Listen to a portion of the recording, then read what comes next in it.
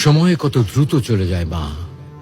তোমার সেই দুষ্ট ছেলেটা এখন কত বড় হয়ে গেছে, আর তুমিও পেরিয়েছো 50টি বসন্ত। কোনো দিন কি তোমাকে এক টুকরো সুখ দিতে পেরেছিলাম? কেবলই মনে পড়ে তোমার সঙ্গে বিনা কারণে রাগ করে কথা বলার মুহূর্তগুলোর কথা মা। মা, আমি ছোট, অবুঝ আমি তোমার কাছে। আমি তোমার সন্তান মা। তোমার কাছে ক্ষমা চাওয়ার মতো যোগ্যতাটুকু আমার নেই।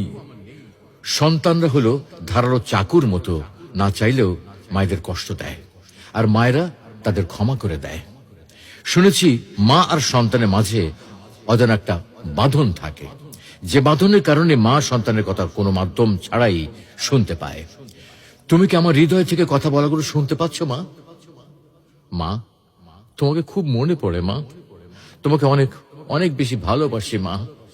দুনিয়ার সবকিছু বদলাতে পারে, কিন্তু মায়ের ভালোবাসা কখনো বদলাবার নয়। মা মমতার মহল, পিপাসার জল, ভালোবাসার সিন্ধু, সর্বোত্তম বন্ধু, ব্যথার ঔষধ, কষ্টের সুখ।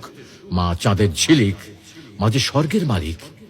মৃত্যুর জন্য অনেক রাস্তা আছে, কিন্তু জন্ম নেওয়ার জন্য আছে শুধু মা। মা এমন একটা সম্পদ, যা হারিয়ে গেলে পৃথিবীর কোথাও আর খুঁজে পাওয়া যাবে না। ভালোবাসতে সবাই পারে, তবে মায়ের মতো কেউ ভালোবাসতে পারে না। আমার প্রথম স্পর্শ মা, প্রথম পাওয়া মা, প্রথম শব্দ মা, প্রথম দেখা মা। মা আমার জান্নাত, তুমি আমার জান্নাত মা।